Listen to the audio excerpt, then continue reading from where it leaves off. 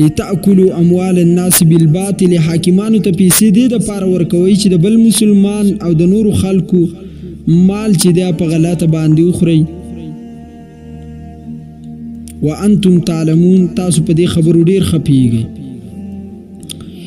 امام ابو حنیفه رحمت الله علیه فرمایي چې چرته قاضي رشوت والی فیصله وکړي نو فیصله به باطلې اگر کدا فیصله د حق مطابق ولی ونه کې خو چې رشوت اغسته د فیصله وکړي دا فیصله باطل ده. وزرته پته ولګی دا د دې وجه صدا فرمایي چې د دین په پوره نظام د عدل باندې شک پیدا کیږي. نظام عدل چې د پاغي باندې شک پیدا کیږي دی وجنه کته ته پته می چې دا سړی په حق دی او تا تی رشوت واغستو نو تاب نا حق کار دی وکو باطل دی وکو فیصله دی باطل ده. دویم رشوت ورکولم حرام دی. نبی علیہ السلام فرمای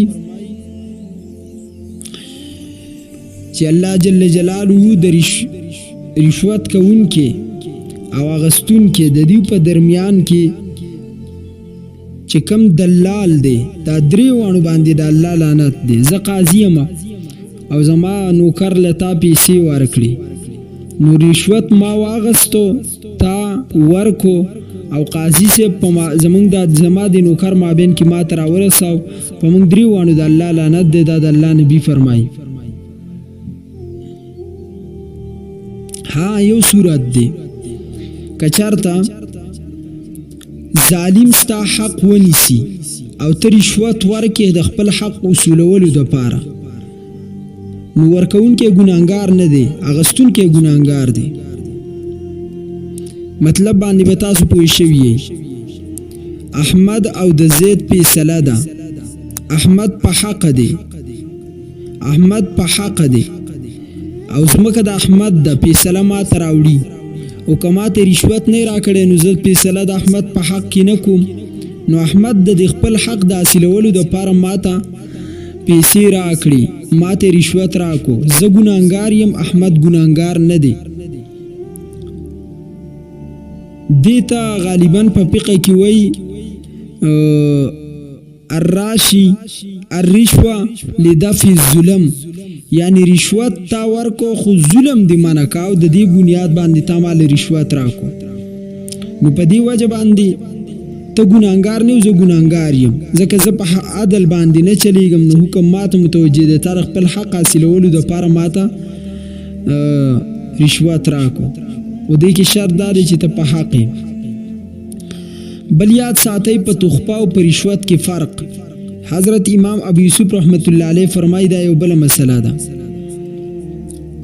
مثال زه قاضي یم او د قاضي جوړېدو نه وړاندې ستا دوست یم او ته ماته پیسې راکړې تخفه راته راکړې نو جایز ده. خو که چېرته د مقدمې په دوران کې یا د قاضي جوړېدو نه بعد ته ماته رشوت راکړې نو دا حرام دی او دې ته رشوت وایي دا حرام دی. اوس په مسله پوه شوئ.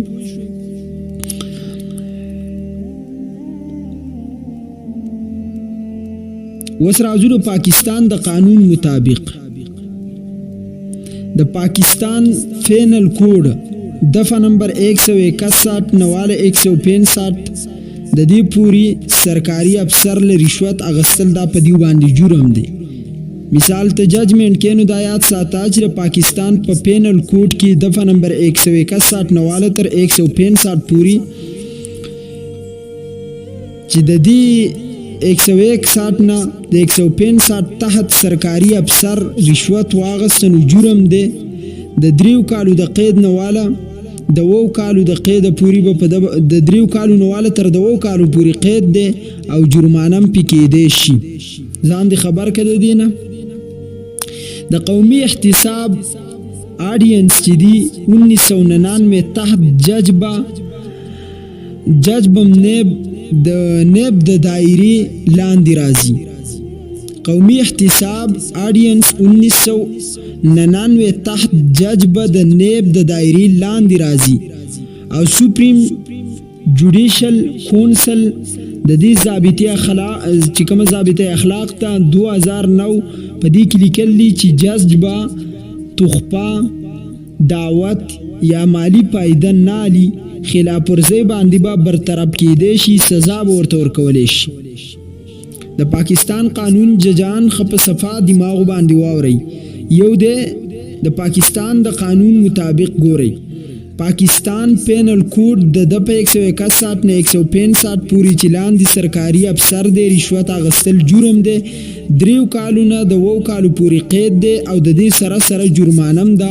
قومي احتساب آډینس چې کوم 1999 تحت جج د نیب د دایرې د لاندې د راځي. سپریم جوډیشنل کونسل د دې ضابط اخلاق 2009 کې لیکلي چې جج با هیڅ قسمه تخفه، دعوت یا مالی پایدان نه اخلي او که چېرته یا تخفه واغسته یا دعوت یا مالی پایدې دپاره لاړو نو د خلاف ورزۍ په صورت کې به برطرف کېدی شي، سزا به ورته ورکولی شي. دا شو زموږ د فقه حنفي حکم او دغه شان د هغې سره سره د پاکستان د قانون مطابق ججي حکم ما تاسو ته بیان کو. نمبر 2 سفارش او د دباو حکم. د فقه حنفي مطابق سفارش په 2 قسمه باندې دي. نمبر 1 ښه سفارش دی. مظلوم ته حق ورکولو د پاره سفارش کول دا جایز او ثواب دی په دې کې چې تاسو سفارش هم ولا وکئ او ثواب هم په ملاویږي. نبی علیه السلام فرمایي سفارش کوئ تاسو ته به اجر ملاویږي. دویم دی بد سفارش کول. یو مجرم زه د سزا نه بچ کوم یا نه حق پایده ورته ورکوم، سفارش ولا کوم، دا حرام دی. قرآن کې الله فرمایي چې په د بد شي سفارش کوي هغه د دې په ګناه کې شریک وي. چې د بد شي سفارش ما وکړه زه به د دې په ګناه کې شریک یم. دباو اچیل که چېرته وزیر، سردار، رشته دار، قاضي باندې دباو اچوي نو په قاضي واجب ده چې دغه رد کړي، دا دباو یې رد کړي. او که د یری د وجې نه ناحقه فیصله وکړه نو دا قاضي ګناهګار دی او دا فیصله باطل ده. دا به په وخت باندې رد کړي. د قاضي څخه قوت ورسره ښه مخې ته به دا فیصله راوړي. بیا دویم شیز د پاکستان د قانون مطابق په قاضي باندې دباو اچیل توهین عدالت او په انصاف کې رکاوټ دی. نو د ضابط اخلاق مطابق جج له پکار دی چې هر قسم سفارش فوري طور مسترد کی او دا د ځان څخه په فایل کې ولیکي.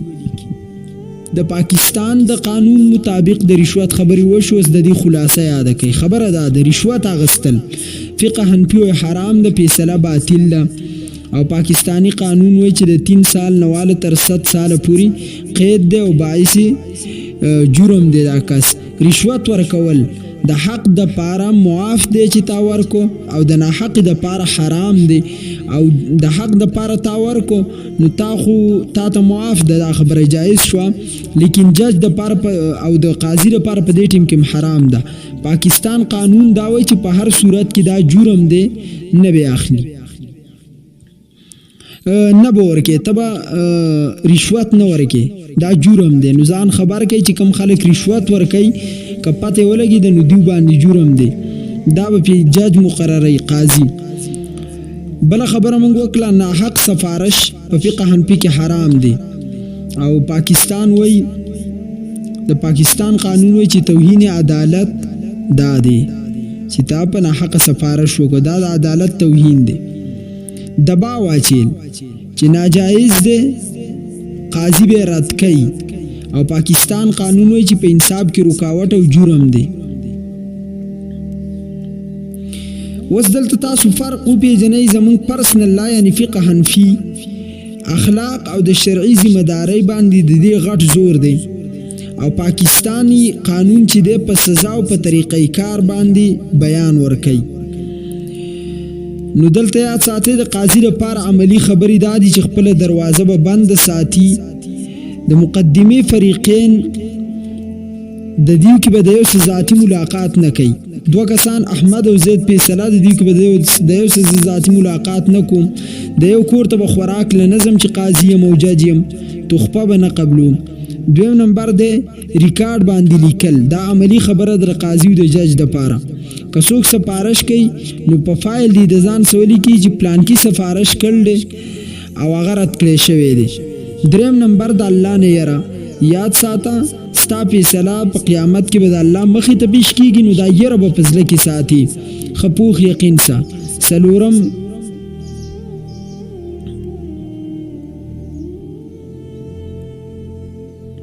علم با وسیع او فراخ ساتي، ځکه ته به ګوري حالاتو ته معاشره به زدګي. اکثر قاضي او جج چې دی رشوت د دې وجې نه اخلي چې هغوی ته معلوم نه وي چې حق کم طرف ته دی. حضرت امام مالک رحمت الله علیه بارک راز دی وجې نه به فرمایل چې ما د اویاو فقیهانو سره ملاقات